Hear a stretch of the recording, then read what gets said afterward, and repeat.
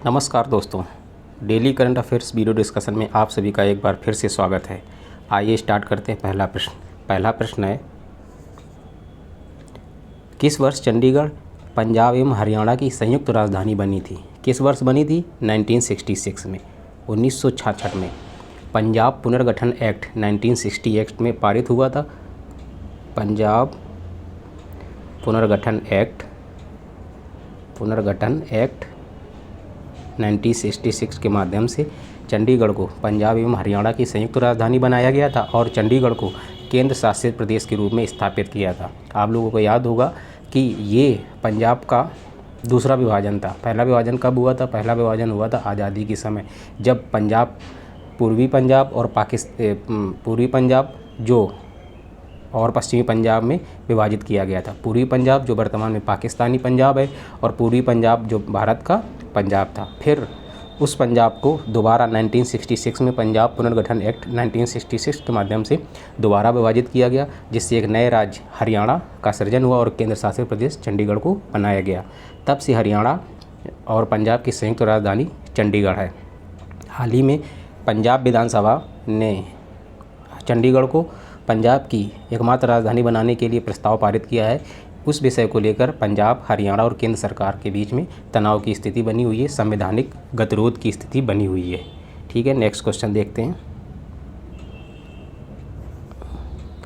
नौरेह उत्सव किस राज्य में मनाया जाता है? ये उत्सव मनाया जाता है जम्मू कश्मीर में।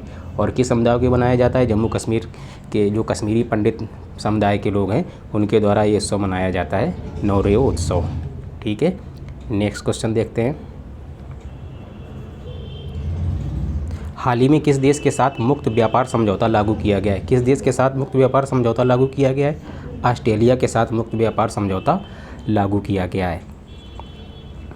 इस समझौते के तहत जो 85% ऑस्ट्रेलिया के जो उत्पाद हैं, जैसे है कि मुक्त व्यापार समझौते में क्या होता है, जो आयात शुल्क या निर्यात शुल्क देशों के द्वारा आरोपित किए जाते हैं वस्तुओं पर, मुक्त व्यापार समझौता अगर लागू हो जाता है देशों के मध्य में तो वो शुल्क माफ़ कर दिया जाता है।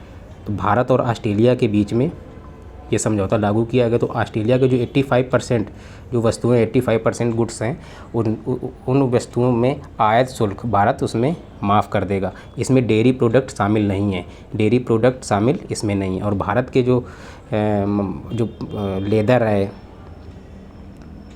कपड़ा है, इस टाइप की वस्तुएं जब ऑस्ट्रेलिया को निर्यात की जाएंगी तो ऑस्ट्रेलिया इन वस्तुओं पर शुल्क समाप्त कर देगा। ठीक है, नेक्स्ट क्वेश्चन देखते हैं। मार्च 2022 में जीएसटी संग्रह कितना हुआ है? मार्च 2000 में जीएसटी रिकॉर्ड संग्रह हुआ है, कितना हुआ? 1.42 लाख करोड़ का। 1.42 लाख करोड़ का रिकॉर्ड जीएसटी संग्रह हुआ है। जीएसटी संग्रह वस्तु एवं सेवा कर का संग्रह हुआ है। नेक्स्ट क्वेश्चन देखते हैं। वर्तमान में भारत के राष्ट्रपति रामनाथ कोविंद हाल ही में किस देश की यात्रा पर गए हुए हैं? तुर्कमेनिस्तान की यात्रा पर गए हुए हैं। तुर्कमेनिस्तान मध्य एशिया सेंट्रल एशिया का एक देश है। सेंट्रल एशिया की लोकेशन और उसकी राजधानियों के बारे में भारत के परिप्रेक्ष्य में देख लेते हैं। राजनीतिक स्थिति इस समय उसकी क्या है, ये तो पहचान ही रहे हो, भारत है। ठीक है ना। और जो मध्य एशिया के देश हैं वो मध्य एशिया के देश ये 5 हैं। मध्य एशिया में कौन कौन से देश शामिल हैं? कजाकिस्तान शामिल है, मध्य एशिया में शामिल है। कजाकिस्तान शामिल है, उज़्बेकिस्तान शामिल है, तुर्कमेनिस्तान शामिल है, किर्गिस्तान शामिल है और ताजिकिस्तान शामिल है। अफ़गानिस्तान और पाकिस्तान 2 ही स्थान हैं जिनको छोड़कर बाकी जो दुनिया के स्थान नाम वाले देश हैं वो मध्य एशिया में शामिल हैं। ठीक है ना। अगर पूछा जाए, प्रश्न आ जाए कि निम्नलिखित में से कौन सा देश मध्य एशिया में नहीं है, तो अफ़गानिस्तान, पाकिस्तान को छोड़कर बाकी जितने स्थान वाले देश हैं वो मध्य एशिया में सम्मिलित हैं। ठीक है। अब मान लीजिए कजाकिस्तान है। कजाकिस्तान की मध्य एशिया में जितने भी देश हैं उनकी राजधानियाँ देख लेते हैं कि कजाकिस्तान की राजधानी है हमारी नूर सुल्तान। इसकी ये राजधानी हाल ही में परिवर्तित की गई। इसके पहले इसका नाम अस्ताना था। ठीक है। उज़्बेकिस्तान की राजधानी का नाम है ताशकंद, जहाँ पर लाल बहादुर शास्त्री जी की मृत्यु हुई थी। वहाँ पर वो समझौते के किसी एक समझौते में वहाँ पे गए हुए थे। ठीक है। तुर्कमेनिस्तान जहाँ पर अभी हमारे राष्ट्रपति रामनाथ कोविंद जी यात्रा पर गए हुए हैं। तुर्कमेनिस्तान की राजधानी अशगाबाद, ठीक है, तुर्कमेनिस्तान अशगाबाद में थे। किर्गिस्तान की राजधानी है बिश्केक, ठीक है। और ताजिकिस्तान की राजधानी है हमारी दुशांबे, ताजिकिस्तान की राजधानी है दुशांबे, ठीक है। तापी प्रोजेक्ट के बारे में नाम सुना होगा आप लोगों ने, तापी, TAP, ये गैस पाइपलाइन है। तो तुर्कमेनिस्तान जो गैस का उत्पादन करता है, जिस गैस का हम लोग प्रयोग करते हैं, उस गैस का तीसरा या दूसरा शीर्ष उत्पादक राज्यों में शामिल है तुर्कमेनिस्तान। तो गैस पाइपलाइन एक जो प्लान की गई है तापी प्रोजेक्ट नाम से, उसमें सदस्य है उसमें तुर्कमेनिस्तान, अफ़गानिस्तान, पाकिस्तान और इंडिया। अफ़गानिस्तान में जब तक गैर तालिबानी सरकार थी, अभी जो हाल में तालिबान की गवर्नमेंट आ गई, उसके पहले जो सरकार रही नहीं 10 साल तक, इस प्रोजेक्ट में काफ़ी प्रगति हो रही थी। वहाँ पर तालिबान की सरकार और पाकिस्तान के अड़ियल रवैये की वजह से इस प्रोजेक्ट में आगे नहीं बढ़ पा रहे हैं, जो भारत की ऊर्जा ज़रूरतों को पूरा करने में काफ़ी हद तक सक्षम होती है अगर ये परियोजना अपने निर्धारित लक्ष्यों को अगर प्राप्त कर लेती, ठीक है।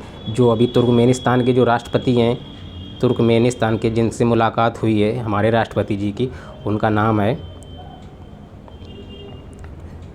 सैडर बर्दी मुहामदेव करके नाम है, बर्दी मुहामदेव, ठीक है। जो तुर्कमेनिस्तान के राष्ट्रपति हैं उनका नाम सैडर बर्दी मुहामदेव है। नेक्स्ट क्वेश्चन देखते हैं। खेलो इंडिया यूथ गेम्स 2022 का आयोजन कहाँ किया जा रहा है? 2022 का आयोजन किया जा रहा है पंचकुला, हरियाणा में। कोविड की वजह से 2021 में प्रस्तावित था, कोविड की वजह से उसको शिफ्ट कर दिया गया है। अब ये हो रहा है वर्तमान में पंचकुला में आयोजित किया जा रहा है, और ये इसका 4th संस्करण है, 4था संस्करण आयोजित किया जा रहा है पंचकुला में। जो फर्स्ट संस्करण है वो 2018 में न्यू दिल्ली में आयोजित किया गया था। खेलो इंडिया यूथ गेम्स में युवाओं को खेलों के प्रति आकर्षित करना और ओलंपिक में भारत के द्वारा पदकों की संख्या जो वर्तमान है उसकी स्थिति को सुधारने के लिए इस तरीके के प्रोग्राम संचालित किए जा रहे हैं। नेक्स्ट क्वेश्चन देखते हैं। फिडे शतरंज ओलंपियाड 2022 का आयोजन कहाँ किया जाएगा? ये चेन्नई में किया जाएगा। फिडे होता है अंतर्राष्ट्रीय शतरंज महासंघ, अंतर्राष्ट्रीय शतरंज महासंघ को बोलते हैं, अंतर्राष्ट्रीय शतरंज महासंघ को फिडे बोलते हैं, शतरंज महासंघ को फिडे बोलते हैं। इसका आयोजन जो 2022 का जो सेशन होगा, एडिशन होगा, वो उसका आयोजन चेन्नई में किया जाएगा और भारत में ये फर्स्ट टाइम होगा, फर्स्ट टाइम इंडिया में इसको आयोजित किया जाएगा, ठीक है। और इसका आयोजन स्टार्ट हुआ था सबसे सर्वप्रथम 1927 से। 1927 के बाद भारत में इस शतरंज ओलंपियाड का आयोजन किया जाएगा। और जो अखिल भारतीय शतरंज महासंघ के अध्यक्ष हैं वो कौन हैं? अखिल भारतीय शतरंज महासंघ के जो अध्यक्ष हैं, शतरंज महासंघ के अध्यक्ष हैं डॉक्टर संजय कपूर हैं, डॉक्टर संजय कपूर हैं। अखिल भारतीय शतरंज महासंघ के अध्यक्ष हैं डॉक्टर संजय कपूर, ठीक है। नेक्स्ट क्वेश्चन देखते हैं। उड़ीसा दिवस कब मनाया जाता है? उड़ीसा दिवस कब मनाया जाता है? Orissa happy Utkal day, happy Utkal day Orissa दिवस मनाया जाता है 1 अप्रैल को। 1 अप्रैल को ही बिहार उड़ीसा एक जो अंग्रेज़ों के समय जो राज्य प्रांत हुआ करता था, 1 अप्रैल 1936 को, 1 अप्रैल 1936 को बिहार उड़ीसा प्रांत से उड़ीसा को अलग करके एक नया प्रांत उड़ीसा गठित किया गया था। 86 बर्थडे मना रहा है उड़ीसा अपना, 86 बर्थडे मना रहा है। और जो बिहार उड़ीसा प्रांत कब बना था? 1911 में बना था ना, जब बंगाल का विभाजन रद्द कर दिया गया था, जो 1905 में विभाजित किया था बंगाल को, पूर्वी बंगाल और पश्चिमी बंगाल में। जब एकीकरण किया गया 1911 में, तो एक और खेला हो गया उसके साथ कि जो हमारा बंगाल प्रोविंस था उससे बिहार और उड़ीसा को अलग कर दिया गया था 1911 में। इसके पहले कब हुआ था? 1911 में। 1911 में इसको बिहार और उड़ीसा प्रांत बनाया गया था। 1911 के बाद फिर 1936 में उससे उड़ीसा को अलग कर दिया गया था। 1 अप्रैल को ये कार्य हुआ था, तो 1 अप्रैल को उड़ीसा अपना जन्म दिवस या स्थापना दिवस मनाता है। उत्कल दिवस, उत्कल जनगणमन में भी आता है उत्कल, तो उत्कल डे, उत्कल दिवस उड़ीसा अपना स्थापना दिवस मनाता है उत्कल दिवस के नाम से, ठीक है ना। एडिडास ने कतर 2022 में आयोजित होने वाले फीफा विश्व कप में एक बॉल का अनावरण किया है। किस नाम से किया है?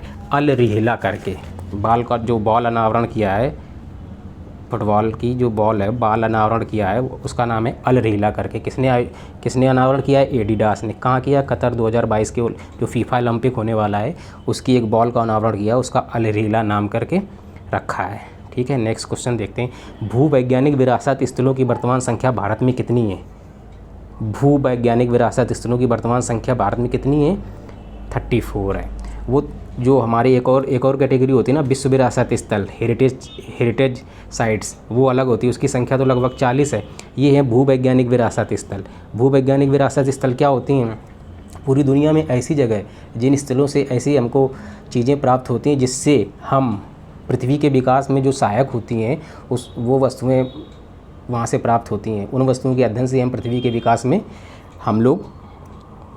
पृथ्वी के विकास को समझते हैं। हाल ही में हिमालय क्षेत्र में 2 स्थलों को, एक हिमाचल प्रदेश में इस तरीके की साइट्स को भूवैज्ञानिक विरासत स्थल घोषित किया गया है। Geological heritage site, geological heritage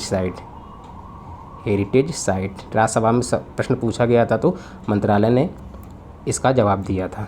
geological heritage site Bharat में कितनी संख्या है? इंपॉर्टेंट यही है कि 34 साइट्स। ठीक है ना।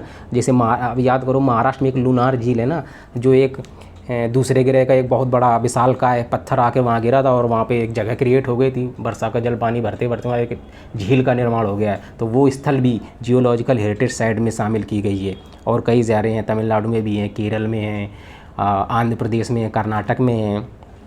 इस तरीके की heritage site, geological heritage site हैं अब विभिन्न राज्यों में।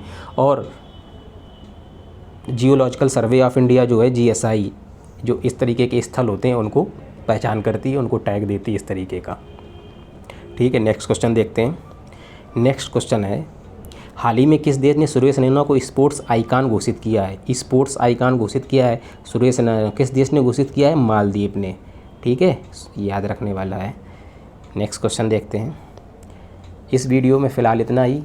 वीडियो अच्छा लगा हो तो चैनल को लाइक कीजिए, सब्सक्राइब कीजिए, वीडियो को लाइक कीजिए, बेल आइकन ज़रूर दबाएं, नया वीडियो अपलोड होते ही आपको जानकारी मिल जाए। नमस्कार, जय हिंद।